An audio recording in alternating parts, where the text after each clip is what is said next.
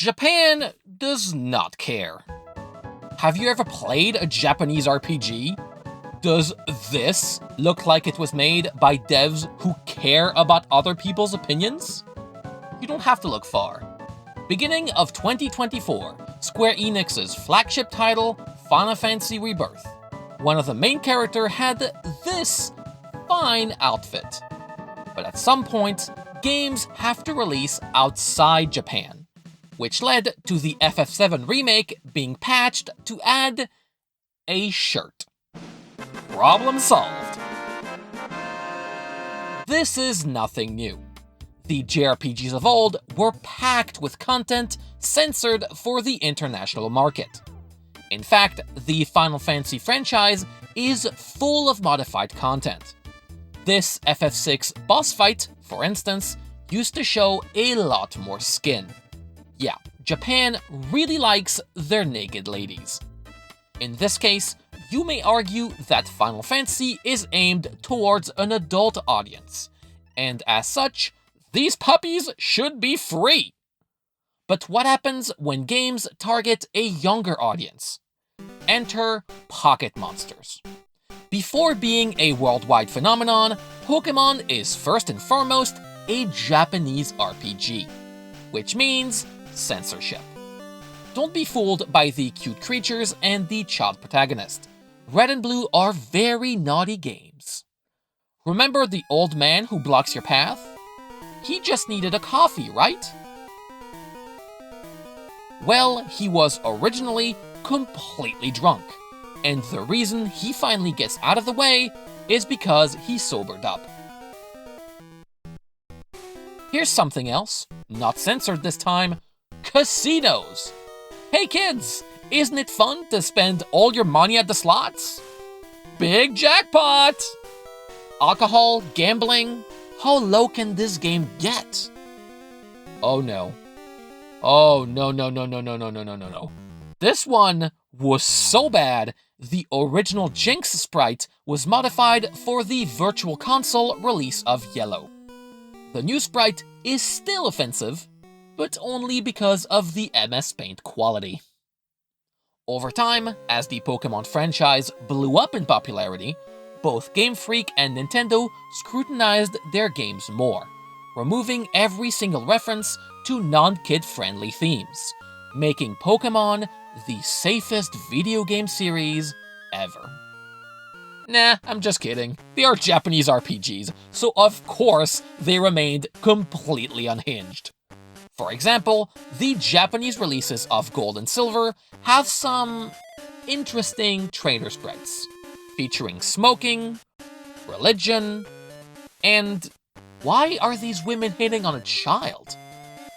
Jinx also retained its controversial color, with the international release bringing a permanent change to its appearance.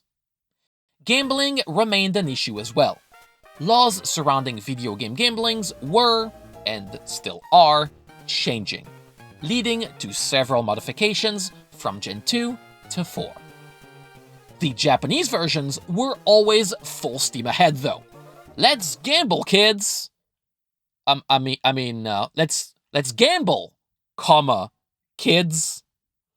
If you want to know how gambling has changed throughout Pokémon history, I made a full video on the subject. But what I want to focus on today is the weird transitional period before the complete removal of money games. This strange moment in time where gambling in Pokémon was on its way out, but still very much a part of the game. This led to Pokémon games having casinos, yet not drawing attention to them. Hilarity ensued. My favorite change is the fact the gamblers present on Route 8 and 11 were changed to gamer, and their dialogue modified to remove any reference to gambling. So this guy is now a rambling gaming dude. Forget about the fact the trainer sprite was not changed, and clearly portrays a man inviting you to play the good old shell game. You know, the street swindle? For kids! The Gen 4 games tried to hide the gaming references even further by replacing the gambler trainer type with PI this time. because of the trench coat in the sprite. But you can still see them literally flipping a coin. Wait until we get to the Gen 4 game corners though. The whole censored, uncensored regional mess blessed us with 2 English versions of the same areas. In one, we are aiming for an explosion of luck. In the other, it is the place everyone talks about. In one, playing is driving people bananas, and they can't wait for you to know what fun it is. In the other, all the coins disappear. In one, you can gamble. In the other, you can only pick up coins after people have played. This type of censorship is extremely interesting to me. Is it fine to portray something questionable as long as you don't glorify it? Or should the activity be removed altogether? Does player impact matter? Or is just showing it bad enough? A debate very much alive today. A debate that comes up anytime the Australian Classification Board publishes a controversial game rating. The Australian Classification Board. The amount of times you took a ludicrous decision relating to censorship? Cheers, mate. Really, it is not hard to find a game with an outrageous Australian version. One such game is Pokemon Crystal. Remember that censorship debate? The Australian Classification Board knows where it stands. Gambling is A-OK. Talking about gambling, big no-no. This led to a bizarre depiction of the Game Corner. See, the Celadon Game Corner is not the playground for everybody anymore. No, it's the area for grown-ups. You can go in and play slots and card flip to your heart's content because no functionality was removed whatsoever, but it is for grown-ups. That's why Pokemon Crystal in Australia was given a rating of 8+. Grown-ups! Talking to NPCs is where things get really funny though. This piece of dialogue saw the slots removed. You can play the slots, but don't mention them. It's naughty! Any reference to luck is erased, like this person explaining that some machines randomly pay out more. In Australia, every machine is the same. There is no luck. Except the gameplay was unchanged, meaning some machines do pay out more. We just can't say it because it would be bad. The majority of dialogue changes are aimed at removing the excitement of the casino, to not glorify it and make kids think it is fun in any way. And so, patrons are turned into the most robotic people I have ever met. Card flip. I prefer it over the slots because it's easier to figure the odds, but the payout is much lower. Card flip. Different from the other machines. I lost at the slot machines again. We girls also play the slots now. You should check them out too. I lost at the machines. Whew, I've got to stay calm and cool. I can't lose my cool or I'll lose all my money. I don't want to lose my coins.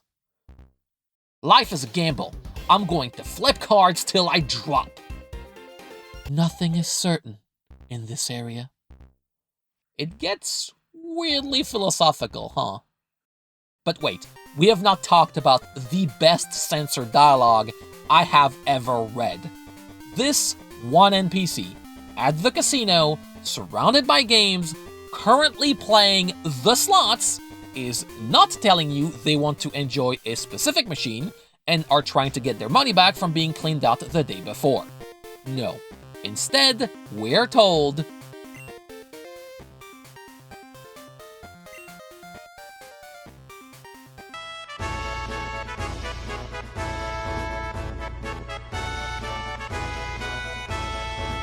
and here's the funniest part. When Pokemon Crystal released on the Virtual Console in Australia, it used the original dialogue. The naughty one. Honestly, You don't need to go through all that trouble to keep me away from gambling. You know why I never entered a casino after playing Pokemon for years during my childhood? It sucks! You ever play a Pokemon Game Corner? It's a miserable experience. The gameplay is limited to mashing the A button, winning enough points to get anything significant takes approximately forever, and the rewards can be bought directly with enough money anyway. In a sense, adding gambling to a kid's game is the best way to keep children away from slot machines. So, thank you, Game Freak.